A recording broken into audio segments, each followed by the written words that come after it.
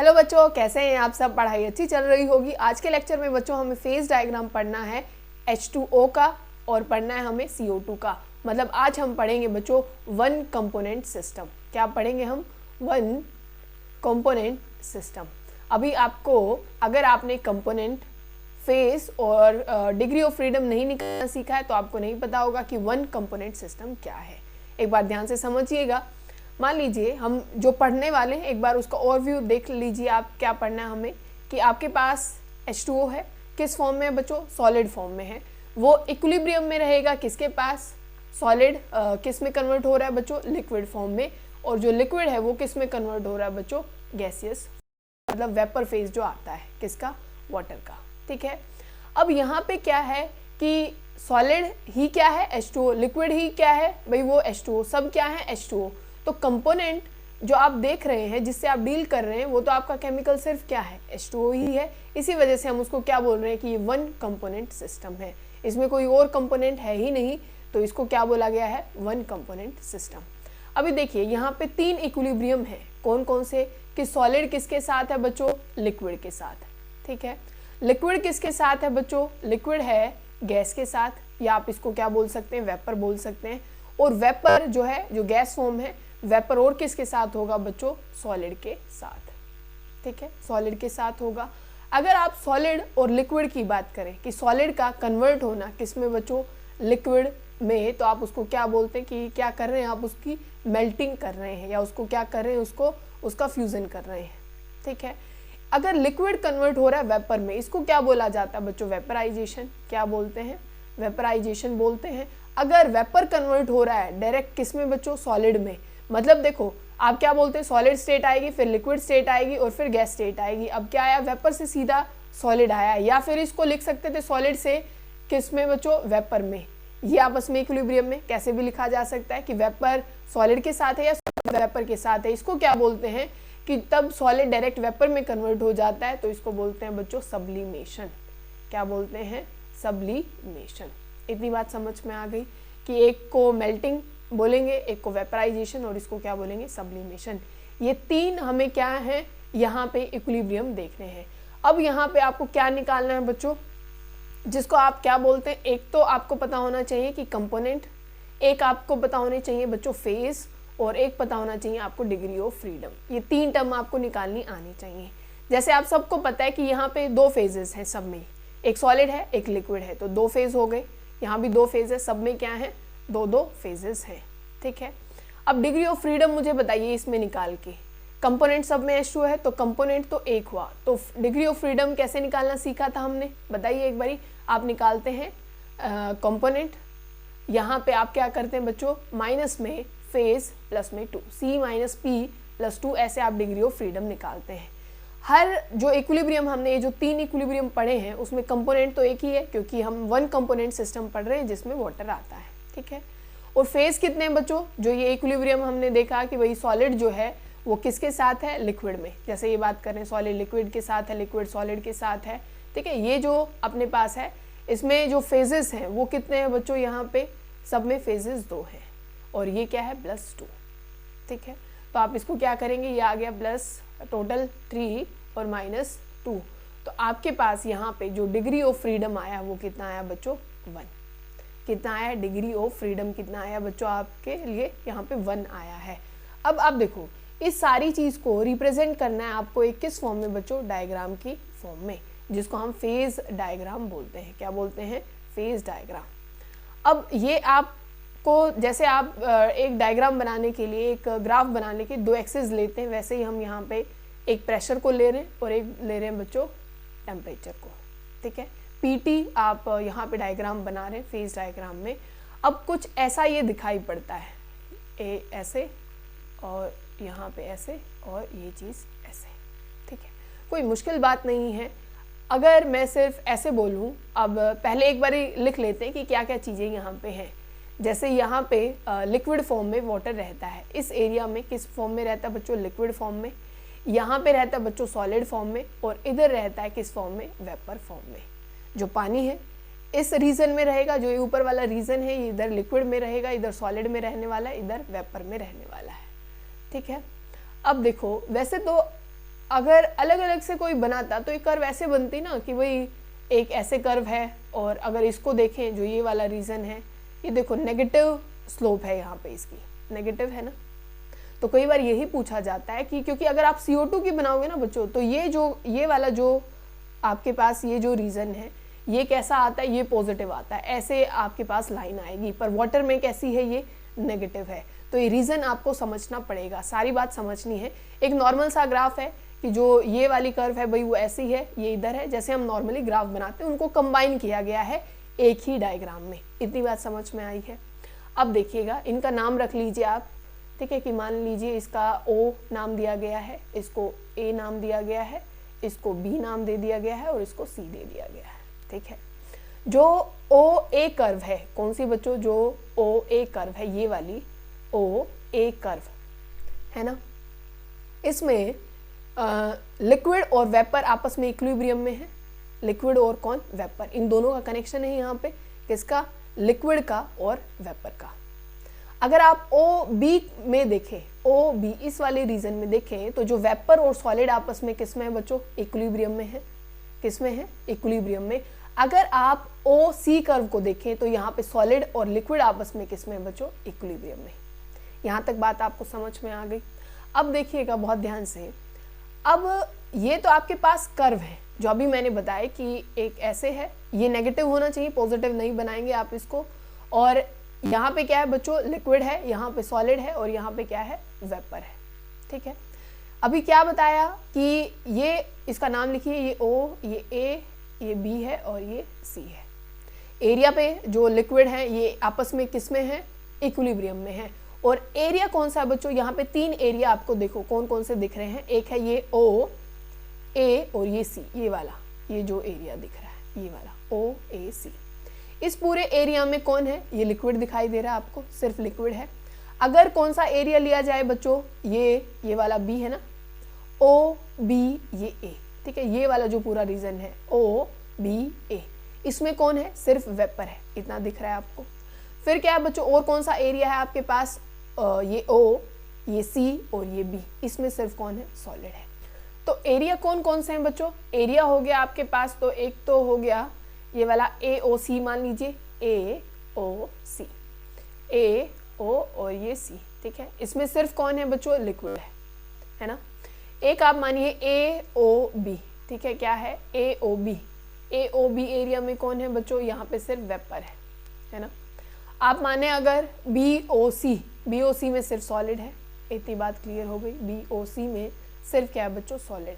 अब आपका काम क्या है, यहाँ पे आपको वही कंपोनेंट देखना है, आपको फेज निकालना है और डिग्री ऑफ फ्रीडम निकालनी है, ये आपका काम है। अब आपको ये करना है, समझिएगा।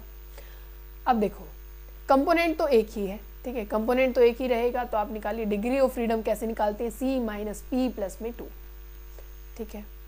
तो आप एरिया में निकाल रहे हैं कि डिग्री ऑफ फ्रीडम कितनी होगी, एरिया में क्या निकाल रहे हैं बच्चों, डिग्री ऑफ फ्रीडम क्या होगा।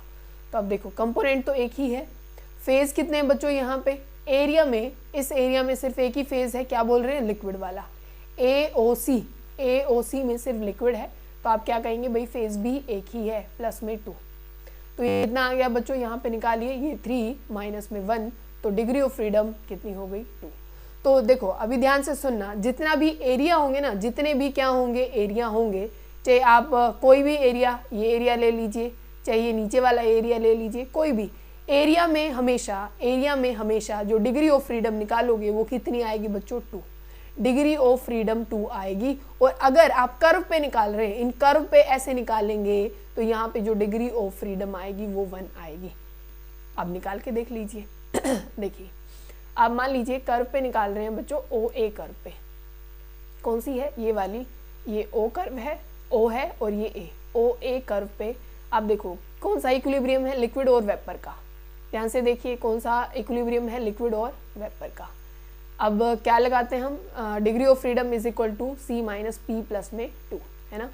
कंपोनेंट एक है, उसमें तो कोई गड़बड़ नहीं है और उसको बार बार बोलने की ज़रूरत नहीं है, क्योंकि एक कंपोनेंट सिस्टम आप पढ़ ही रहे हैं, तो सिस्टम भी मतलब कंपोनेंट भी क्या लेंगे, 1 लेंगे। तो लिखिए कंपोनेंट भी आप क्या लिखेंगे बच्चों, 1। और माइनस में फेज कितने हैं, 2 फेज हैं, एक लिक्विड है एक वेपर है, 2, ये प्लस में 2 आ जाएगा, तो ये कितना हो जाएगा, 3 - 2 और ये क्या आ जाएगा बच्चों 1।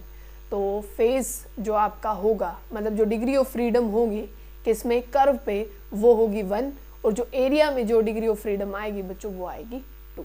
ठीक है, अब देखो, अब फिर से एक बार ये डायग्राम बनाएंगे, कुछ और चीज़ समझेंगे यहीं से ही कि आपके पास, और आपको ये समझ में आ जाना चाहिए, खुद भी आप बार बार बनाएंगे तो बहुत आराम से आपको ये समझ में आ जाएगा। इधर है प्रेशर है, इधर टेम्परेचर है, हमने क्या बनाया, ये नेगेटिव होना चाहिए।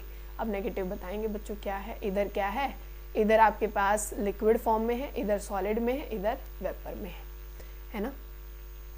आपको पानी के बारे में एक जानकारी होगी कि जो डेंसिटी होती है पानी की, लिक्विड की डेंसिटी ज़्यादा होती है कंपैरिजन टू किसके, सॉलिड के।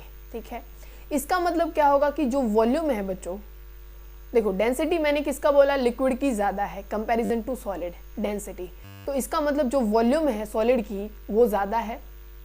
Volume of solid is greater than volume of किसके लिए बच्चों, लिक्विड के, है ना। और हमेशा मान लीजिए हम ऐसे लिख रहे हैं कि सॉलिड इक्विलिब्रियम में है लिक्विड के साथ, है ना, तो हम क्या करते हैं, फाइनल माइनस इनिशियल करते हैं ना। तभी आपको मान लीजिए वॉल्यूम निकालनी है, सॉलिड और लिक्विड है, इसकी वॉल्यूम है, इसकी वॉल्यूम है, और आप इनमें चेंज निकालना चाह रहे हैं, डेल्टा निकालना चाह रहे हैं चेंज को, तो आप क्या करते हैं, फाइनल माइनस इनिशियल, मतलब लिक्विड में से माइनस करेंगे वॉल्यूम ऑफ सॉलिड को, ऐसे ही करेंगे।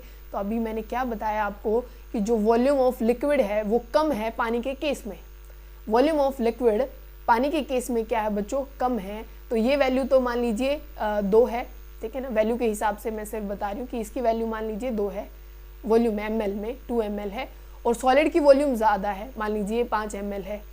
तो ये जो आंसर आएगा वो हमारा किस में आएगा बच्चों, नेगेटिव में। इसी वजह से ये जो स्लोप आपको दिखाई दे रही है ये कैसी है, नेगेटिव स्लोप है। बात समझ में आ गई। तो हम यहाँ पे ये लिखते हैं कि dp/dt जो आता है हमारे पास वो आता है बच्चों नेगेटिव। dp/dt जो ये dp/dt है वो क्या है, नेगेटिव स्लोप आपको दिखाई दे रही है। इसमें इसका मतलब पता है क्या है कि अगर dp/dt जो आपका ये जो नेगेटिव आता है, dp/dt अगर ये नेगेटिव आती है तो इसमें अगर आप प्रेशर बढ़ाएंगे तो जो मेल्टिंग पॉइंट है ना बच्चों, जो मेल्टिंग पॉइंट है वो कम होता है। अगर प्रेशर बढ़ाओगे तो मेल्टिंग पॉइंट कम होगा।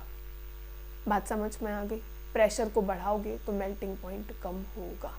ठीक है, अब ये जो मैंने ये जो पॉइंट दिखा रखा है ये वाला, ठीक है, इसको O पॉइंट हमने बोला था, इसको वैसे बोला जाता है बच्चों ट्रिपल पॉइंट। क्या बोलते हैं, ट्रिपल पॉइंट। आपने ये बहुत बार याद किया है कि जहाँ पे सॉलिड, लिक्विड और गैस एक ही फेज, मतलब एक ही साथ रहते हैं, पानी की तीनों स्टेट आपको दिखाई देंगी, उसको बोलते हैं हम ट्रिपल पॉइंट। क्या बोलते हैं बच्चों, ट्रिपल पॉइंट उसको बोलते हैं। जो ट्रिपल पॉइंट पे जो टेम्परेचर होता है वो कितना होता है, 0.0075। ये ट्रिपल पॉइंट का टेम्परेचर है कि जहाँ पे तीनों स्टेट हमारी क्या रहते हैं, इक्विलिब्रियम में, सॉलिड, लिक्विड और गैस। और इसी टाइम जो प्रेशर होता है वो कितना होता है बच्चों, 4.58 mmHg। ठीक है, इस टाइम ये क्या रहता है बच्चों, प्रेशर कितना, 4.58, और उस समय टेम्परेचर कितना है, 0.0075। ये क्या है, ट्रिपल पॉइंट पे जो टेम्परेचर है और ये क्या है, प्रेशर है। ये चीज़ आपको ध्यान रखनी है। अब कुछ और बातें भी समझनी है, क्योंकि आपसे ये जो फेज डायग्राम है वो प्रॉपरली पूछा जाता है 5 नंबर में, 6 नंबर में, या कॉलेज में 8 नंबर में, ऐसे। ठीक है, तो सारी चीज़ें आपको पता होनी चाहिए। अब देखिए कि अगर जो ये आप डायग्राम बना रहे हैं, आपने कहा ये ऐसे आपने बनाया, नेगेटिव है, ये ऊपर है इधर, और यहाँ पे है बच्चों लिक्विड, और ये क्या है, इधर सॉलिड आएगा और इधर आएगा वेपर, और ये है ट्रिपल पॉइंट, है ना। ये प्रेशर है और इधर क्या है बच्चों, टेम्परेचर। अभी ध्यान से समझते जाना, थोड़ी सी लॉजिकल बात है। देखो ट्रिपल पॉइंट ये है, ये ट्रिपल पॉइंट है, और अगर आप इधर ये आपका सॉलिड कन्वर्ट हो रहा है, इस वाले कर्व पे सॉलिड कन्वर्ट हो रहा है लिक्विड में, मतलब ये मेल्टिंग पॉइंट कर्व है ना, क्या है, मेल्टिंग पॉइंट कर्व है। तो अगर आप प्रेशर बढ़ा रहे हैं, देखो ध्यान से देखना, ऊपर क्या बढ़ता जा रहा है, प्रेशर बढ़ता जा रहा है। ऊपर क्या है, प्रेशर, अगर ये जो कर्व है वो प्रेशर को दिखा रही है।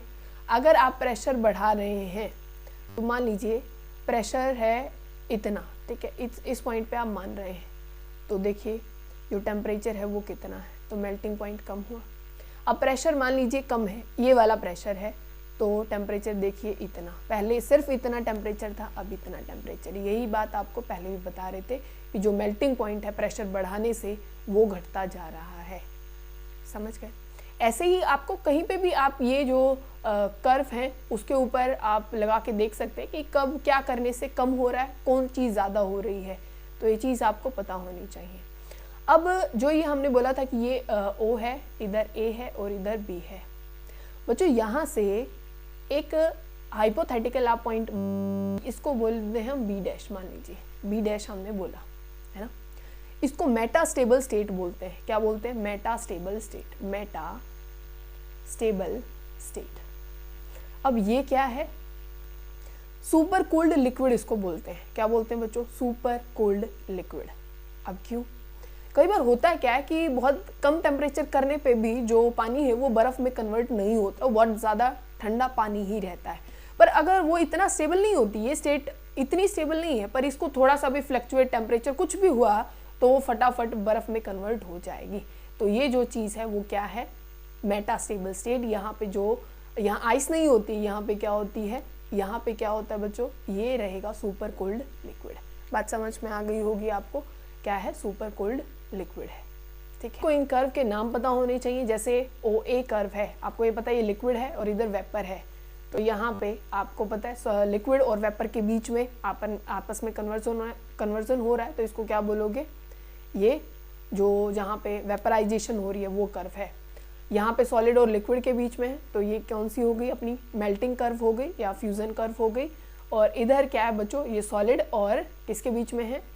सॉलिड और यहाँ पे अपना वेपर है, तो ये कौन सी हो जाएगी? ये वाली, ये हो जाएगी बच्चों अपनी सब्लिमेशन कर्व। ठीक है, बात सारी समझ में आ गई होंगी आप। अगर बच्चों अब हम CO2 की बात करें, किसकी बात करें? CO2 की। CO2 में और वाटर वाले में सिर्फ एक ही डिफरेंस रहेगा, मैं सिर्फ आपको वही समझाऊंगी, ऊपर मैंने सारी बातें आपको समझा दी है। अब ध्यान से देखना, इधर वही प्रेशर रहेगा, इधर टेम्परेचर रहेगा, वन कंपोनेंट सिस्टम में ही आता है। देखो बच्चों, पानी में हम नीचे की तरफ कर्व ला रहे थे, मैंने क्या बोला? CO2 में ऐसा नहीं होता, वहाँ पॉजिटिव कर्व होती है, यहाँ ऐसे लाइन आएगी। ठीक है, और सब कुछ ऐसे ही है, ये बनाइए। ठीक है, मतलब पॉजिटिव कर्व होनी चाहिए। यहाँ पे वही सॉलिड है, इधर वही लिक्विड है और इधर क्या है बच्चों? इधर वेपर है ना।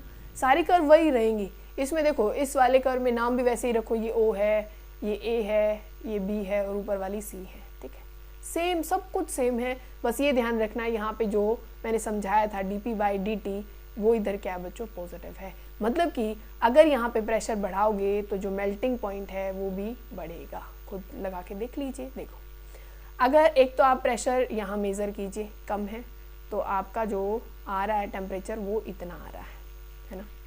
अब प्रेशर और ज़्यादा बढ़ा दीजिए, ये इतना ज़्यादा प्रेशर है, तो देखो जो अपना टेम्परेचर आ रहा है वो ज़्यादा आ रहा है कि नहीं आ रहा। तो इसी वजह से हम क्या कह रहे हैं बच्चों कि जो मेल्टिंग पॉइंट है वो देखो इतना ज़्यादा आ रहा है इससे, है ना। तो प्रेशर बढ़ाओगे तो मेल्टिंग पॉइंट भी बढ़ेगा। बात क्लियर हो गई होगी? बहुत अच्छे। और सब कुछ वही है कि भाई जो OA कर्व है वो कौन सी है? लिक्विड और वेपर, मतलब वेपराइजेशन कर्व है। और मैंने एक बात आपको साफ साफ बता दी है कि अगर आप एरिया में अगर कैलकुलेट करते हैं डिग्री ऑफ फ्रीडम तो वो 2 आएगी। अगर आप कर्व पे डिग्री ऑफ फ्रीडम निकालते हैं बच्चों तो वहाँ पे कितनी आएगी? 1 आएगी। क्योंकि देखो, एरिया में, एरिया ये है, ये आप पूरा क्या कहेंगे भाई, ये AOC एरिया है। इसमें सिर्फ लिक्विड एक ही स्टेट है, मतलब एक ही फेज है। तो वहाँ पे जो डिग्री ऑफ फ्रीडम रहती है वो कितनी रहती है बच्चों? 2 रहती है। ठीक है, और निकालना मैंने आपको बताया ही है क्या है कि F = C-P+2। ठीक है, बात और समझेंगे बच्चों कि यहाँ पे जो ये O पॉइंट है, जैसे हम ये बता रहे हैं कि एक बार ये डायग्राम फिर से बना लेते हैं कि ये इस साइड ऐसे बनाएंगे, फिर ये ऐसे और ये ऐसे। इस O पॉइंट को हमने क्या बोला है? ट्रिपल पॉइंट बोलते हैं। क्या बोलते हैं? Triple point. तो यहाँ पे जो CO2 के केस में जो टेम्परेचर रहने वाला बच्चों वो कितना रहने वाला है? यहाँ पे रहेगा -56.6। ठीक है, कितना है? 56.6। और यहाँ पे जो प्रेशर रहने वाला बच्चों, जो प्रेशर रहने वाला है वो कितना रहने वाला है? 5.1 mmHg। तो ये वैल्यू आपको ज़रूर याद होनी चाहिए। ठीक है, तो ये किसका डायग्राम था बच्चों? CO2 का फेज डायग्राम था। ठीक है।